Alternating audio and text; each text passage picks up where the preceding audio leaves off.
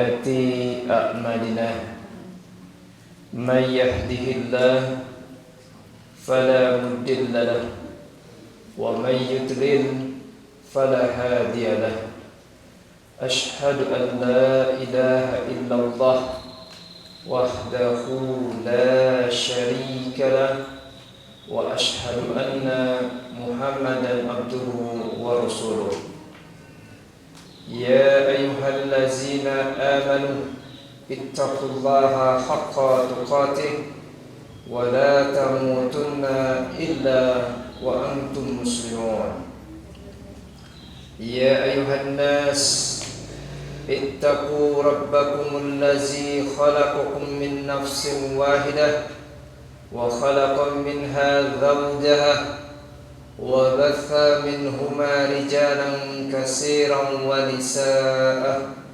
واتقوا الله الذي تساءلون به والأرحام إن الله كان عليكم رقيبا يا أيها الذين آمنوا اتقوا الله وقولوا قولا سديدا يصلح لكم أعمالكم ويغفر لكم ذنوبكم ومن يطع الله ورسوله فقد فاز فوزا عظيما أما بعد فإن أصدق الحديث كتاب الله وخير الهدي هدي محمد صلى الله عليه وسلم. Saudara-saudaraku yang dimuliakan Allah Subhanahu wa taala, pada pertemuan yang lalu kita sudah membahas bagaimana tinjauan syariat tentang pengelolaan hawa nafsu bagi seorang yang beriman kepada Allah Subhanahu wa taala. Bahwa sesungguhnya Nabi sallallahu alaihi wasallam telah bersabda, "Ad-dunya sijnul mu'minin." Dunia ini penjara bagi orang mukmin. Dan sebaliknya, wal jannatul kafir, dia bagaikan surga bagi orang-orang kafir. Dan juga kita sudah bahas bagaimana syarah hadis itu, ya. Sebagaimana Imam Munawi, kemudian Imam Nawawi juga menjelaskan bahwa beliau berdua mengatakan, mendefinisikan, memberikan kejelasan kepada kita tentang makna hadis tadi, bahwa beliau mengatakan al-mu'minu sarafa nafsahu an lazatiha fa ka'annahu fi sidni liman al-maladi anhu wal kafiru sarahaha fi sahwati fahiya lahu kal jannati.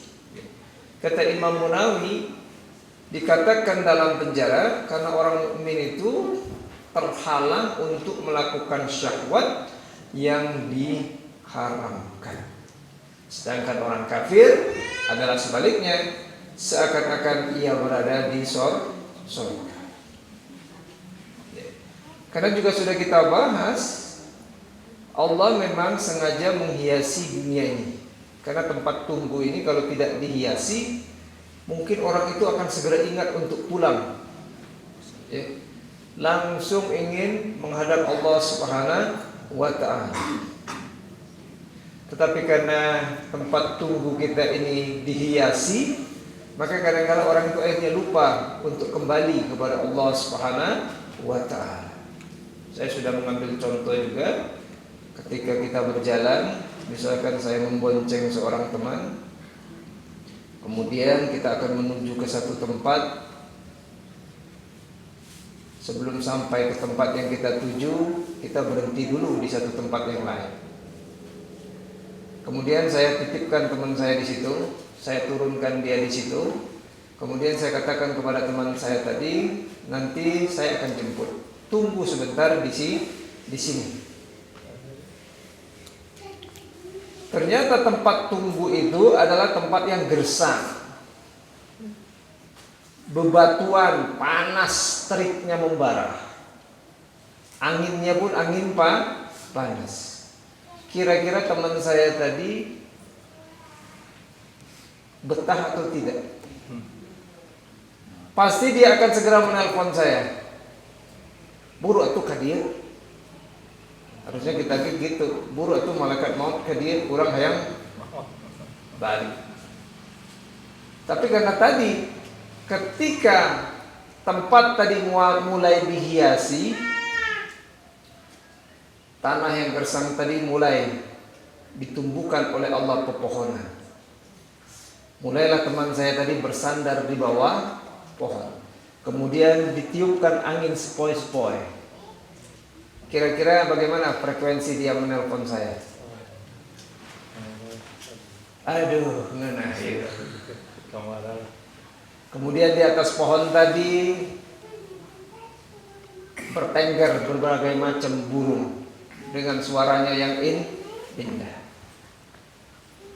Kemudian di depan pohon tadi Allah ciptakan sungai. Dan di dalam sungai itu berbagai macam jenis ikan. Kira-kira kumaha? Makin sering nelpon saya, pohon. Dan yang paling membuat dia terlupakan ketika Allah menghiasi sekitarnya dengan lawan jenisnya. Ketika Allah ciptakan seorang perempuan yang menurut pandangannya begitu sangat menakjubkan, maka pada saat itu dia tidak ingat lagi untuk menelpon saya. Malah kalau saya datang diceraikan justru. Begitu kita datang, ayo orang balik. Kemana balik cinta? Maka Allah berfirman, Zuyyina lin-nasi hubbus syahawatin minan nisa.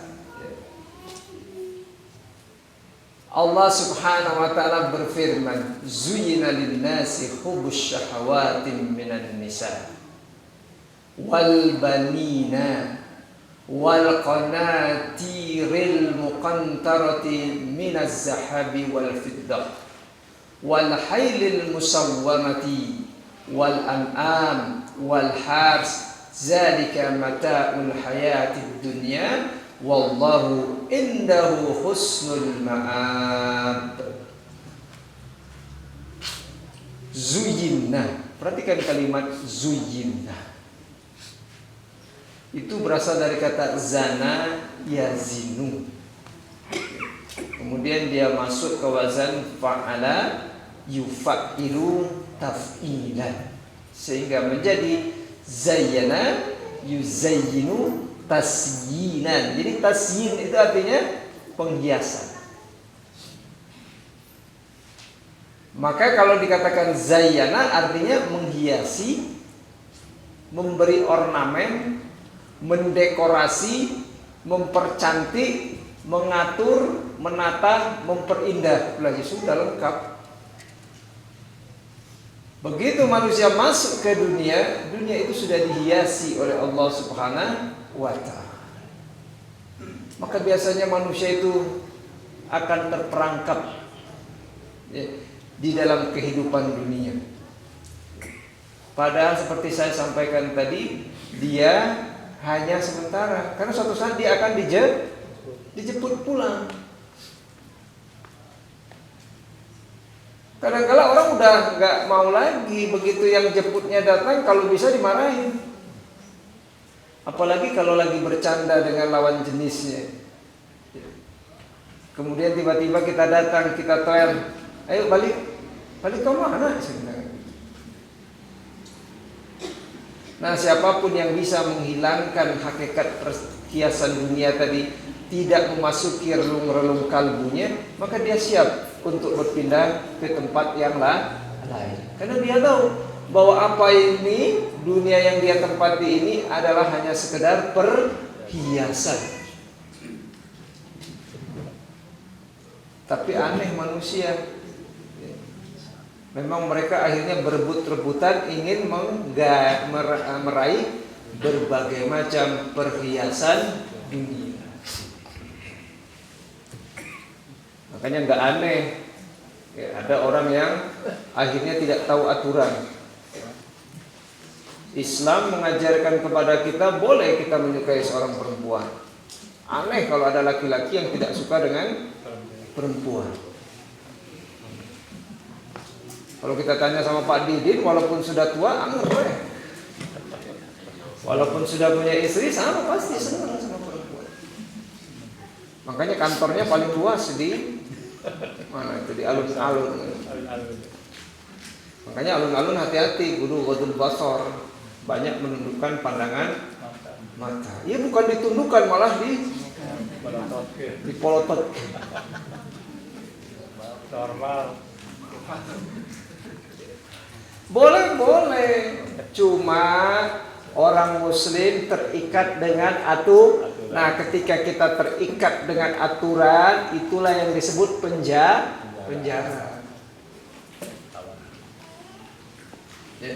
Karena kita terikat dengan, sedangkan orang kafir dia tidak peduli dengan aturan, itulah yang disebut dengan sorga bagi mereka.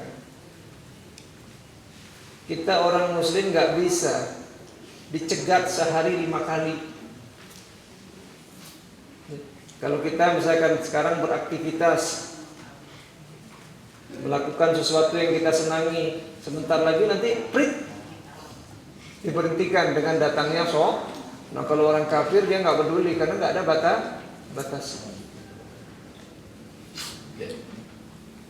Maka mudah-mudahan Allah Subhanahu Wa Taala memberikan kita kekuatan untuk memanage hawa nafsu kita. Karena sudah kita sampaikan apa kata Imam Nawawi tentang ad-dunya sijnul mu'mini wal jannatul kafir. Dunia itu penjara, artinya ada aturan. Saya sering ingatkan kepada para pemuda, ingat ada aturan. Ya. Karena sekarang Masya Allah, ya, mudah sekali untuk saling berhubungan itu melalui media massa. Coba saja ibu-ibu ya, kalau yang di Facebook misalkan ada grup jomblo, grup macam-macam namanya, liar, kacau lah, gitu kan? Ada aturan. Anda kalau senang perempuan, sudah saya sampaikan ada aturan. Perempuan juga senang sama laki-laki juga ada aturan. Aturan yang pertama dalam Islam, laki perempuan tidak boleh berdua-duaan. Tapi itu sudah dilanggar sama anak-anak muda sekarang. Berarti mereka tidak merasa bahwa ini adalah penjara. Aturan yang kedua, ya, kalau dua-duaan saja tidak boleh, apalagi keluar barengan berduaan. Karena dalam hadis dikatakan kalau berdua nanti ada yang ketiga, yaitu syaitan. Makanya pergi berdua, pulang bertiga, berempat.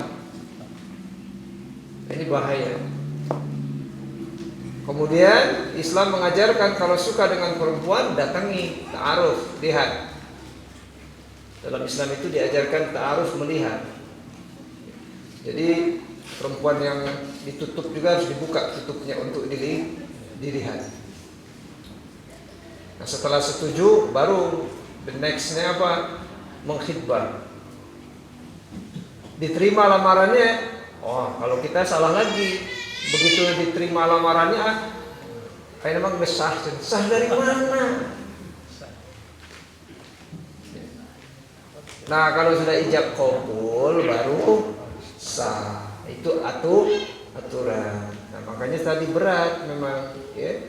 Makanya kata Imam Nawawi, makna dari hadis ini adalah anna kulla mu'minin masjunun mamnu'un fid dunya minasyahwatil muharramati wal makruhati wa mukallafun bil fi'li ta'ati as-saqati. Maknanya bahwa setiap mukmin itu dipenjara dan dilarang di dunia ini dari kesenangan-kesenangan dan syahwat-syahwat yang diharamkan dan dibenci. Dia mukallafun, dibebani untuk melakukan ketaatan yang terasa berat. Bagaimana Nabi Yusuf alaihissalam sangat berat sekali itu ketaatan untuk tidak melakukan perbuatan zina. Nabi Yusuf itu kalau kita baca, sudah pernah kita sampaikan, sebenarnya juga suka sama Zulaikha itu. Zulaikha ngomong ngebet pisan ke Nabi Yusuf. Nah, kemudian kesempatan itu ada. Kita kadang-kala kita suka tapi nggak ada kesempatan. Nah, ini Nabi Yusuf itu kesempatannya ada.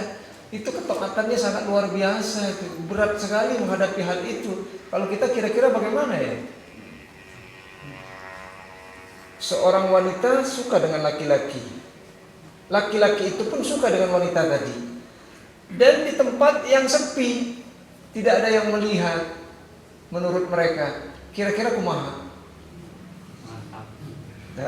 Mantap. Makanya ketaatan itu sangat berat. Ya Allah, luar biasa. Karena kita harus membendung hawa nafsu kita, mempenjarakan hawa nafsu. Bagaimana kalau misalkan ternyata kita juga pengikut hawa nafsu kalau dahulu? Ya, Islam itu sangat mudah kok. Kalau dulu kita melakukan kesalahan, Allah itu maha pengampun. Sudah kita tutup, kita mohon diampunkan. Kedepannya kita harus lebih baik. Dan menjaga keluarga kita pun harus lebih baik. Jangan terulang kembali kesalahan itu. Karena kalau nyari manusia yang nggak punya salah di mana? Ada bu, ibu yang nggak punya salah di sini? Mungkin kalau kita daftar masing-masing kesalahan kita panjang-panjang.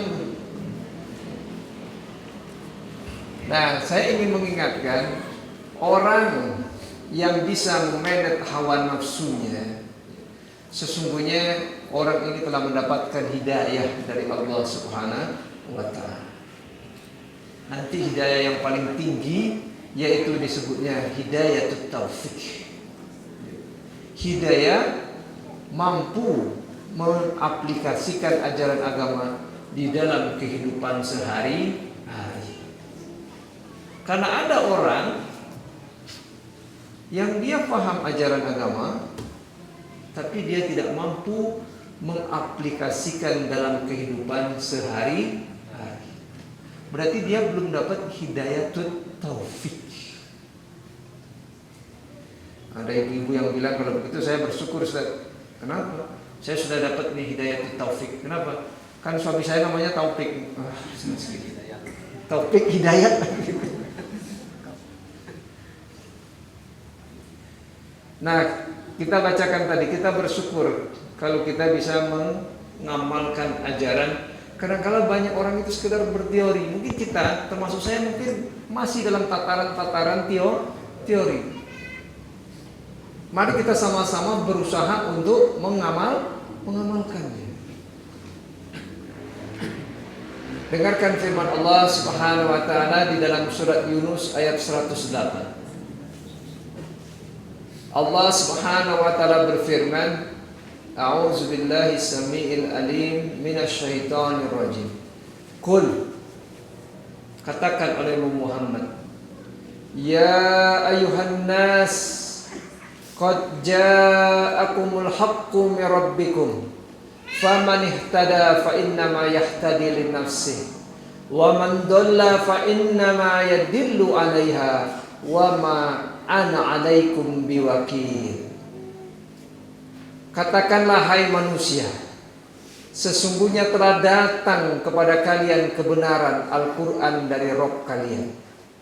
Oleh sebab itu kata Allah, barang siapa yang mendapat petunjuk, maka sesungguhnya petunjuk itu untuk kebaikan dirinya sendiri. Karena Allah gak peduli dengan kita. Mau kita berbuat baik, berbuat buruk, bagi Allah tidak pengaruh sama sekali. Barang siapa yang mendapat petunjuk, fa innama yahtadi linnafsi, karena sesungguhnya petunjuk itu kebaikan itu untuk dirinya sendiri. Kalau bapak berbuat baik keresahan diri sendiri. Tapi aneh orang sekarang itu, dia ingin orang lain berbuat banyak kebaikan untuk dirinya, tetapi dia sendiri tidak pernah menanam ke apa mungkin, Bu? Ibu ingin panen dengan jumlah besar, nanam tara. Panen di mana itu? Padahal dalam Al-Quran sudah sangat jelas, in ahsantum li anfusikum. Kalau kamu berbuat baik, sesungguhnya kamu berbuat baik untuk dirimu sendiri. Seorang istri menyiapkan makanan bagi suaminya, minumnya, ini dan itunya, kira-kira untuk siapa? Untuk siapa, Bu? Untuk suami. Untuk diri ibu sendiri. Karena ibu sudah menanam kebaikan, maka pasti akan ada balasan. Karena prinsipnya al-amalu min jinsil amal. Al-jaza'u min jinsil amal. Balasan itu bagaimana amal. Semakin ibu berbuat baik kepada suami, balasan akan baik. Begitupun seorang suami, semakin dia banyak berbuat baik kepada istri, istri pun akan berbuat baik. Jadi bapaknya yang tadi udah mikir, misalkan nggak mau ngasih duit, udah disimpan tadi duit. Pokoknya mah iya mah keur meser naon weh, pokoknya moal di pasien kasih mama teh. Tapi karena ibu tadi melayani suami, bikinkan kopi, kemudian ini dan itu, senyum, enak, tungtungna keluar deh. Nah itu, karena seperti tadi al-jaza'u min jinsil amal. Ya. Balasan itu bergantung dengan perbuatan. Wa man dalla fa innama yadillu 'alaiha wa ma ana 'alaikum biwakil. Dan barang siapa yang sesat, maka sesungguhnya kesesatan itu untuk kecelakaan dirinya sendiri.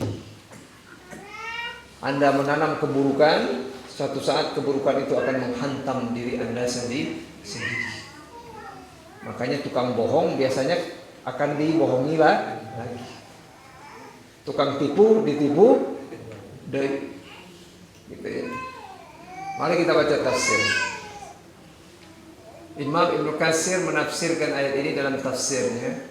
Yaqulu ta'ala amiran li rasulihi sallallahu alaihi wasallam ay yukhbiran nasa anna allazi ja'ahum bihi min indillah wal haqqu allazi la miryata fihi wa la sakka fihi.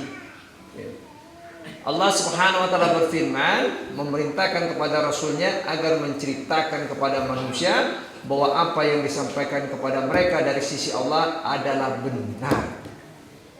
Tidak ada keraguan dan tidak ada kebimbangan di dalamnya. Maka Al-Quran tidak ada keraguan, tidak ada kebimbangan di dalamnya, kecuali adalah sebuah kebenaran. Maka siapapun yang menjadikan Al-Quran sebagai petunjuk, maka petunjuk itu untuk dirinya sendiri.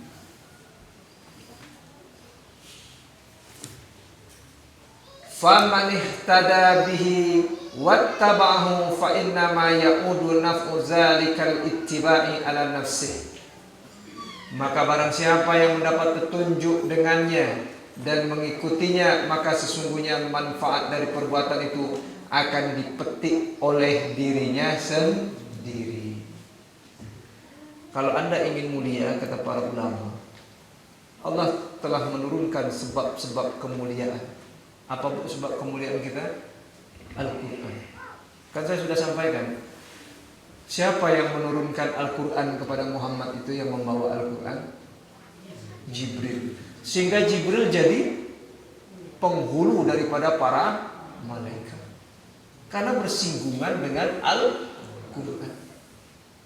Kemudian Al-Quran diturunkan kepada siapa? Kepada Muhammad. Siapa Muhammad?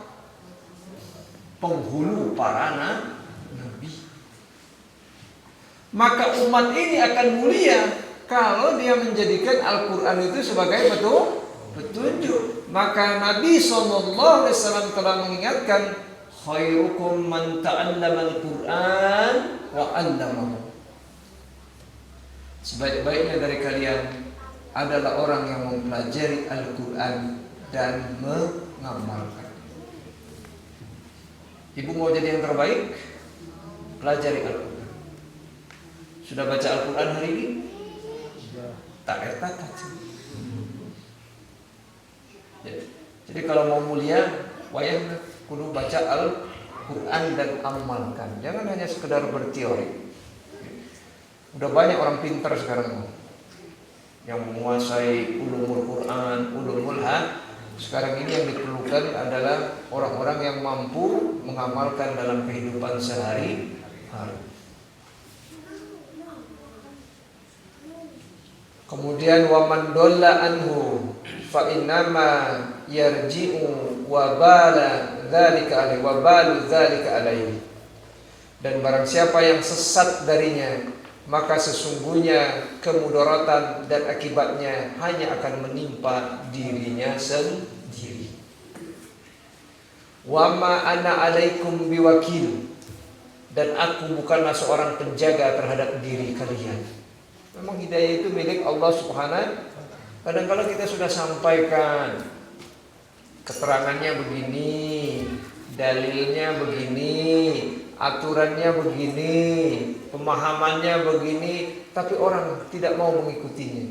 Dan kita tidak boleh berkecil hati. Dan gak usah marah-marah. Kenapa? Wa ma ana alaikum biwakil. Dan aku bukanlah seorang penjaga terhadap diri kalian. Nggak usah dipaksa-paksa, susah. Apalagi ditunjuk-tunjuk. Apalagi kita langsung mengatakan, Aish, wah, kafir mana ya? Waduh, main kafir baik gitu. Kenapa? Wa ma ana alaikum bil wakil. Aku ini bukan wakil kalian, hanya sekedar menyampaikan. Wa ma'ana muwakkalun bikum hatta takunu mu'minin wa inna ma'ana nazirun lakum. Artinya aku bukanlah seorang yang ditugaskan untuk menjaga kalian agar kalian beriman. Sesungguhnya aku hanyalah seorang pemberi peringatan kepada kalian. Jadi tugas kita ini hanya sekedar memberikan peringatan. Kalau orang mau silakan, kalau enggak ada masalah. Begitu kita sampaikan, kalau menguburkan mayit jangan diinjak-injak. Orang mengatakan, "Lah iya mah pemahaman baru," katanya. Pemahaman baru dari mana? Yang jelas Nabi mengatakan tidak boleh menginjak-injak kuburan. Tapi di mana-mana orang itu kalau menguburkan mayat, begitu mayit itu dimasukkan ke liang lahat, kemudian dikasih padung, kemudian tanah dimasukkan, dia juga ikut loncat untuk menginjak kuburan. Padahal tidak boleh menginjak kubur. Disampaikan dalilnya ternyata tidak mempan. Tetap kembali kepada pemahaman yang tidak sesuai dengan syariat. Ya kita juga nggak boleh maksa, terserah. Kenapa? Wa ma'ana alaikum biwakil. Sudah, kami sudah sampaikan, mau diikuti silakan, tidak mau ya silakan. Seperti kita sampaikan, kalau pemilihan misalkan kepala desa nggak usah nyogok. Ternyata mereka nyogok, bukan urusan kita. Kita sudah menyampaikan tanggung jawab masing-masing. Ya. Kemudian di situ dikatakan wal hidayatu 'alallahi ta'ala. Kenapa? Karena sesungguhnya hidayah itu adalah milik Allah Subhanahu wa ta'ala. Kemudian Allah berfirman wa qauluhu wattabi' ma yuha ilaika wasbir. Dan ikutilah apa yang diwahyukan kepadamu, isbir, bersabar. Nah, yang paling susah itu kan kita sudah bahas, sabar itu ada berbagai macam tingkatan. Yang pertama, sabar di dalam ketaatan. Kita ngaji bolak-balik gini nggak tahu udah berapa lama. Itu perlu kesabaran. Aneh kata saya juga kalau datang ke majelis taklim. Tahu ada aja yang tiba-tiba tenggorokan. Kemudian tuur karena rizki cangkeng kumaha Bu. Sirah macam-macam maka isbir kata Allah bersabar tamassaka bima anzalallahu alaika wa auhahu ilaika wasbir ala mukhalafati man khalafaka minan nas, yakni berpeganglah kamu kepada apa yang diturunkan Allah kepadamu dan yang telah diwahyukan kepadamu, bersabarlah dalam menghadapi man khalafaka minan nas, orang yang menentangmu dari kalangan manusia. Wajar kalau kita dakwah itu manusia menentang. Dan kalau kita dakwah juga langsung diikuti juga rame. Kudu kieu gering kabeh kudu kitu. Justru dengan adanya tantangan seperti itu, pertama kita melatih diri kita semakin dewasa, semakin bersabar, kemudian mengkaji kembali itu manfaat tantangan itu. Kalau nggak ada tantangan kumaha? Nggak akan ada manfaatnya. Maka tantangan itu perlu. Dan akhirnya hikmah di balik tantangan itu kita kembali diingatkan oleh Allah. Innaka la tahdi man ahbabta walakin Allah yahdi man yasha. Kamu tidak akan bisa memberikan hidayah kepada orang yang kamu. Nah itu kuncinya pada akhirnya. Hidayah milik Allah. Dipaksa-paksa kumaha hese. Seorang suami baru ngaji misalkan tahu ternyata menutup aurat bagi seorang perempuan itu wajib. Langsung pulang dia ingat istrinya nggak pakai tutup aurat.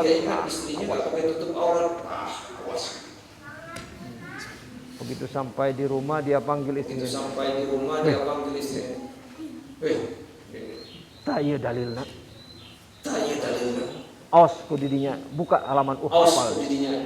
Buka surat ini, surat itu, baca ayat gitu. Benar. Pakai paminta pakai out sia. Ayatnya gitu Bu. Yang paling parah lagi, istrinya nggak pakai dicekek. Nggak bisa. Islam tidak mengajarkan seperti itu. Kenapa? Wa ma ana alaikum biwakil. Allah gitu. Aku ini bukan wakil bagi kalian. Hanya sekedar nazirun menyampaikan. Makanya ketika Nabi Isa dikatakan oleh Allah, kamu yang memerintahkan untuk menyembah Tuhan selain Allah, mengatakan Tuhan itu tiga. Nabi Isa mengatakan, engkau tahu sebenarnya ya Allah. Tapi pada akhir ayat itu dikatakan kalau engkau mau mengazab sesungguhnya engkau maha pengampun. Nah kita langsung saja seudon pisang, apalagi dengan kekerasan dakwah itu nggak seperti itu, nggak maksa, pokoknya hanya nyampaikan saja. Ini dalilnya begini, mau silakan, nggak ada. Kalau ditolak nggak ada masalah. Dan kita tidak cari sesuatu dari urusan kecuali apa? Kecuali sebagaimana yang difirmankan oleh Allah di dalam Al-Quran. Allah sendiri mengingatkan dalam surah Al-Insan itu tentang para nabi dan rasul. Apa kata Allah kepada para nabi dan rasul untuk mengatakan, kami ini tidak membutuhkan ucapan balasan terima kasih. La nuridu jazaan wala tidak butuh sesuatu dari kalian dan tidak butuh juga ucapan terima karena balasan kami dari ya penting. Cuma Islam mengajarkan terus. Yang juga begini. Begitu sekali kita sampaikan ternyata ditolak, tetap kita sampai.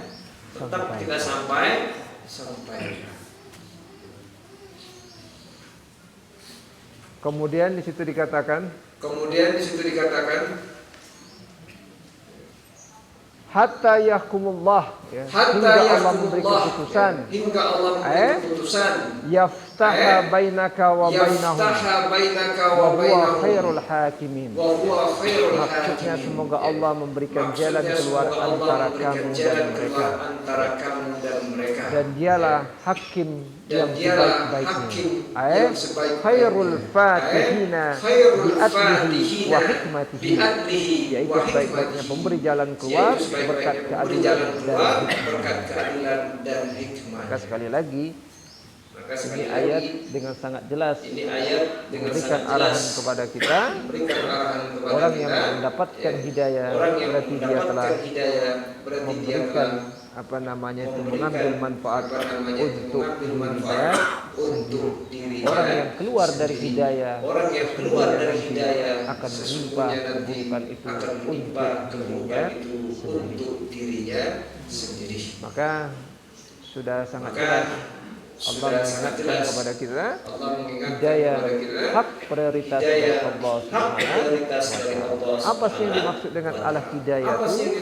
Para ulama telah mengingatkan yang dimaksud dengan hidayah itu adalah al-irsyadu wad dalalatu wal wusul ila al-hidayah.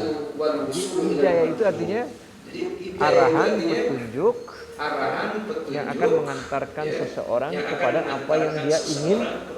Itu namanya hidayah.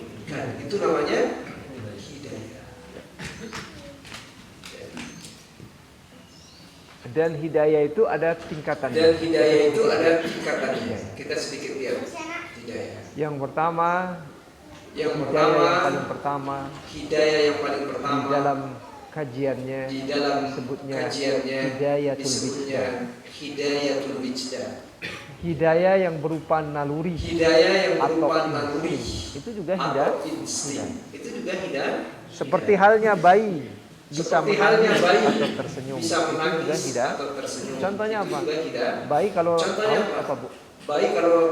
Kalau digigit semut? Lapar? Hanya kalau ada ibu-ibu yang nangis kumaha kira-kira. Kalau nggak lapar digigit semut. Itu namanya hidayatul wijdah. Kita kalau dikatakan ada orang mengatakan saya belum dapat hidayah, ai maneh liar, jadi maneh teh sana jelema aja kayak hidayah. Jadi kalau ada orang mengatakan, kenapa Bapak tidak mau datang ke majelis taklim? Apa jawabnya? Can kenging hidayah. Yang pertama sekali Allah sudah beri hidayah, yaitu hidayah namanya hidayatul wijdan. Hidayah al-wijdan, artinya hidayah yang berupa naluri atau insting, seperti halnya bayi menangis atau tersenyum. Sudah ada hidayah. Yang kedua, al-hidayah itu al-hawas, yaitu hidayah yang berupa indera. Jadi ada orang mengatakan can kenging hidayah berarti terjemah terboga. Ya, nggak punya telinga, nggak punya mata, nggak punya hati. Yang kelima, hidayah yaitu petunjuk yang diperoleh lewat pilihan. Yang keempat baru yang disebut hidayah din, ialah petunjuk agama berdasarkan wahyu dari Allah untuk kesempurnaan hidup manusia. Dan yang kelima, yang berikutnya yaitu hidayatul dilalah, yaitu hidayah yang bersifat informasi, penjelasan atau keterangan tentang ajaran Islam, seperti bagaimana petunjuk pelaksanaan tentang sholat, saum, zakat, haji dan sebagainya. Ini disebutnya hidayatul dilalah. Dia merupakan bagian daripada hidayatul din, sehingga dia tahu sholat itu begini, tata caranya yang sesuai dengan kaifiat Nabi. Itu orang itu sudah dapat. Nah, yang termasuk hidayah din yang paling tinggi, hidayah taufik, yaitu hidayah dalam arti kemampuan dan kesadaran untuk melaksanakan petunjuk di dalam Al-Quran dan Sunnah. Nah, itulah yang ingin kita minta, yaitu hidayatut taufik. Hal itu tidak akan dilakukan kecuali Allah, sebagaimana Allah Subhanahu wa taala berfirman, innaka la tahdi man ahbabta walakinallaha yahdi man yasha wa huwa a'lamu bil muhtadin. Kita mohon kepada Allah Subhanahu wa taala agar sampai kepada hidayah taufik, yaitu mengamalkan pengetahuan agama yang kita ketahui. Jangan hanya sekedar teori. Maka pemuda, saya sampaikan, Anda sudah tahu, coba diamalkan. Jangan sekedar teori doang. Misalkan tahu seperti tadi, saya sudah siap untuk nikah. Ya sudah, amalkan ajaran syariat. Jangan dilanggar. Kalau dilanggar apa yang terjadi? Kalau dilanggar berarti kita ini pengikut hawa. Sudah datang saja, apa susahnya sih? Datang ke bapaknya. Siun Pak, siun Ustaz, bapaknya gede. Nah, hubungan aja gede. Mana pas ada ngelamar bapaknya? Ada yang mengatakan bapaknya kumisnya bapak pisan siun orang. Mana kan ada ngelamar bapaknya?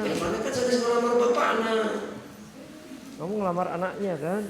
Datang aja.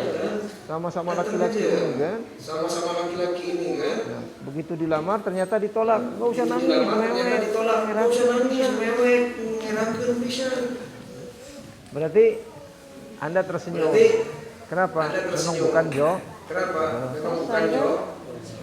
Besok tanya lagi, ada lagi perempuan, lamar lagi, ditolak lagi, udah bukan Jo. Mungkin yang ke-93 baru di. Jadi nggak usah pusing. Ikuti aturan. Kadang-kala pemuda ini maaf saja. Ada pemuda yang mengatakan, kayaknya kalau nggak dapat kerjaan saya, Ustaz, saya kayaknya bakal Aiman.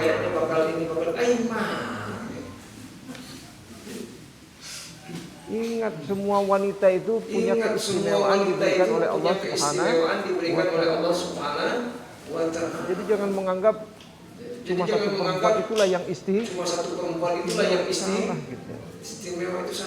Maka sekali lagi ikuti aturan, karena sekali lagi hadisnya mengatakan ad-dunya sitnul mu'mini wal jannatul berwala kepada siapa, barok kepada siapa, itu harus dia jelas. Nggak bisa kita mendahulukan hawa nafsu. Dan tidak ada paksaan, sekali lagi tidak ada paksaan.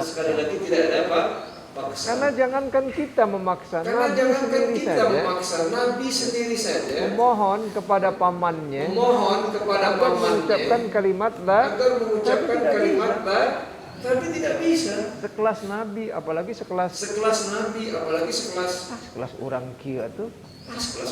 Jadi jangan pernah memaksakan. Mari kita bacakan. Az-Zuhri berkata, Ibnu Musayyab berkata dari ayahnya, Al-Musayyab bin Hayyan Al-Makhzumi radhiyallahu an, ia berkata, ketika wafat menghampiri Abu Thalib, Rasulullah sallallahu alaihi wasallam mendatanginya, di mana di waktu itu di sisinya ada terdapat Abu Jahal bin Hisham. Ini luar biasa ini. Dan Abdullah bin Abu Umayyah al-Mughirah. Lalu Rasulullah sallallahu alaihi wasallam bersabda, wahai paman, ucapkanlah la ilaha. Pamannya kan kalau kita lihat di dalam sejarah luar biasa membela ponakannya. Makanya Nabi itu ketika hidupnya Abu Thalib, orang-orang segan. Karena backingnya bukan orang sembarang. Kata Nabi kepada pamannya yang dia Kata Nabi cintai, kepada pamannya yang dia wahai cintai, paman, wahai paman. dikatakan, Dalam hadisnya dikatakan, kita bacakan sedikit hadisnya. apa kata Nabi sallallahu Apa kata alaihi Nabi wasallam? sallallahu alaihi wasallam? Nabi sallallahu alaihi wasallam bersabda, Nabi sallallahu alaihi wasallam bersabda, faqala, ya, faqala, I am kulla ilaha Qul la ilaha wahai illallah. paman, Wahai ucapkan paman, la ilaha. ucapkan la ilaha. Makanya nanti saya ingin menyampaikan, Makanya nanti kalau saya ada ingin orang yang mau menyampaikan, meninggal itu, kalau ada orang yang mau talkinkan meninggal itu, dengan mengucapkan la talkinkan dengan ilaha, mengucapkan la ilaha, bukan yang lainnya. bukan yang lainnya. Karena kita sudah sampaikan hadisnya, Karena kita sudah siapa saja sampaikan yang meninggal hadisnya, dunia, siapa saja yang akhir meninggal kalimatnya dunia, mengucapkan la ilaha akhir illallah, kalimatnya lalu jan. mengucapkan la ilaha illallah, dakhalal jannah.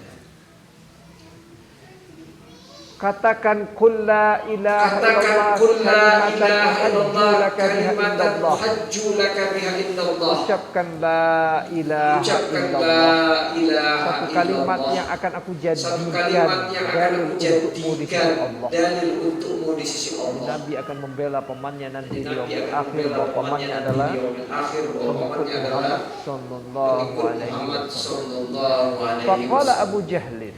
Faqala Abu Cuma Jahal. Abu Jahal juga ikut-ikutan Cuma ngomong. Abu Jahal juga ikut-ikutan ngomong.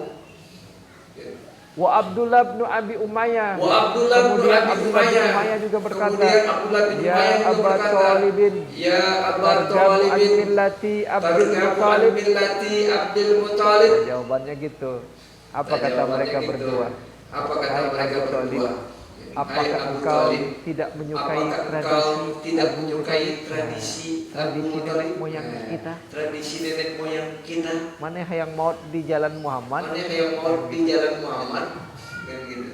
Jadi memang dari dulu juga begitu. Jadi memang Jadi kalau dari kita dulu ingin juga mengajak begitu. manusia Jadi kalau kita ingin kepada mengajak Al-Quran manusia dan As-Sunnah, kepada ada Al-Quran sekelompok dan manusia yang akan As-Sunnah, mempertahankan ada sekelompok terus manusia yang akan mempertahankan terus kesalahan-kesalahan yang sudah kesalahan-kesalahan yang sudah terlanjur.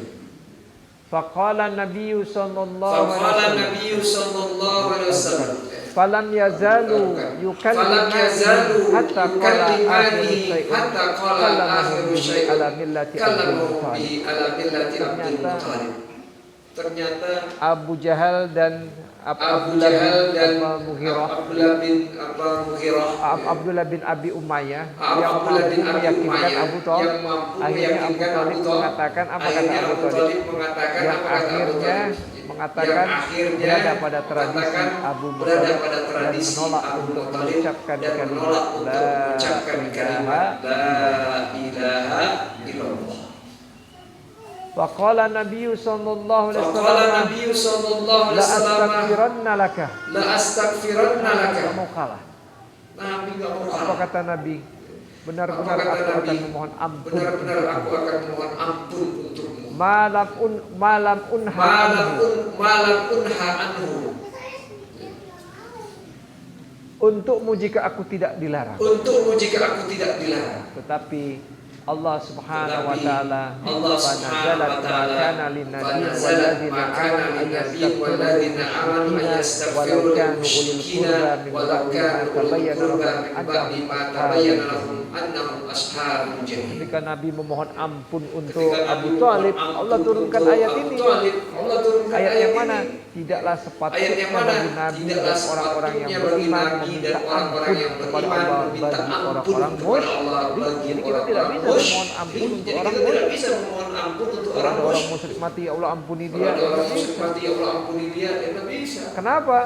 Karena mereka itu Kenapa? annahum Karena ashabul mereka itu jahim. annahum Karena ashabul jelas jahim. bahwasanya orang-orang Karena musyrik jelas adalah bahwasanya orang-orang penghuni musyrik neraka. itu adalah penghuni neraka Tentang jahanam. Abu Thalib Allah Tentang turunkan Abu ayat, Thalib Allah innaka turunkan la ayat, tahdi man ahbabta innaka la tahdi walakin man Allah ahbabta yahdi man yasha walakin wa Allah huwa yahdi man yasha wa huwa a'lamu Sesungguhnya kamu tidak akan dapat memberi Sesungguhnya petunjuk kamu kepada tidak akan orang yang dapat kamu memberi kasihi, petunjuk kepada tetapi orang yang Allah kamu memberi kasihi, petunjuk kepada tetapi orang Allah yang memberi petunjuk kepada orang yang sekali lagi. dikehendaki. urusan hidayah milik Allah Subhanahu. Ini perlu pengetahuan ini kita pahami sehingga kita tidak boleh menghukumi seseorang agar mereka mengikuti sesuai dengan apa yang kita pahami.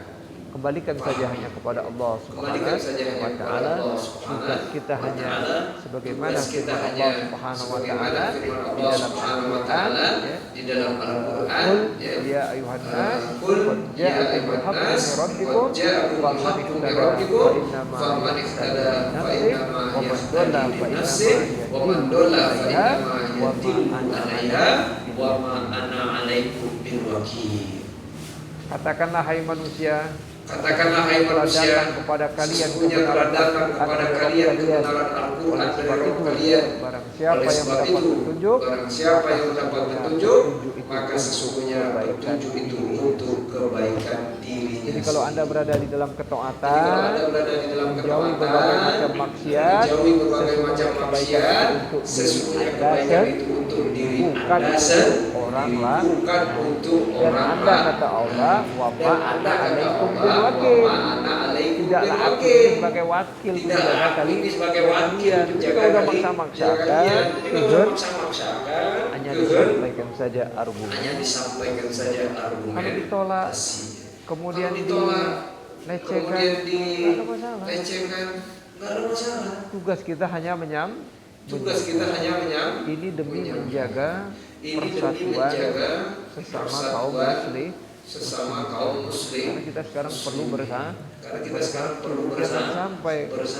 Jangan sampai urusan dakwah membuat perpecahan. Kita sampaikan argumentasinya kita sampaikan, dalilnya kita sampaikan. Tapi sekali lagi, innakalah tahdi man ahbabta walakin Allah yahdi man yasha. Ada satu cerita juga kadang-kala ada seorang suaminya ngaji di satu tempat, kemudian dipahamkan oleh ustadznya begini, tapi akhirnya ribut dengan istrinya. Begitupun istrinya ngaji di satu tempat, akhirnya ribut dengan suami istri mengatakan kita tidak sepemahaman. Apa maksudnya sepemahaman? Jadi mama tinggal terserah. Mau ikut abah, pemahaman abah begini. Kalau enggak mama angkat kan. Padahal mamanya lagi lumpuh, kumaha ngangkat. Begitupun sebaliknya, ada seorang istri yang ngaji di satu tempat. Tiba-tiba dia bilang sama suaminya. Dengan menantang suaminya, dia katakan, abah, pemahaman kita enggak sama. Sekarang aku minta pulangkan ke rumah orang. Pada kemarin orang tuanya longsor. Pulang ke mana itu? Nah, ini bahaya. Sekali lagi, Anda tidak boleh memaksakan kehendak. Kalau memang Anda berada di kebenaran, Allah membolak-balikkan hati orang tersebut. Sebagai kita doakan ya Allah, diberikan pemahaman yang begitu. Enak aja Anda mengatakan padahal itu anakmu itu udah sampai beratnya 100 kilo tadi. Itu jadi dididik diberi makan. Gara-gara hanya sekedar padahal dia lupa ini. Rasul sendiri tidak mampu. Apalagi kita. Mudah-mudahan Allah Subhanahu wa taala memberikan kita kekuatan untuk menjadi orang-orang yang contoh Nabi kita sallallahu alaihi. Sebelum ditutup, mungkin ada pertanyaan silakan.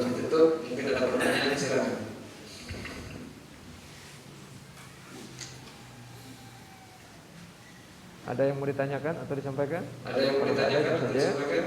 Kalau ada itu saja. Allah memberikan kita kekuatan. Sekali lagi untuk mempenjarakan hawa nafsu kita dan kita ikut dengan ketetapan-ketetapan yang sudah Allah dan tentukan.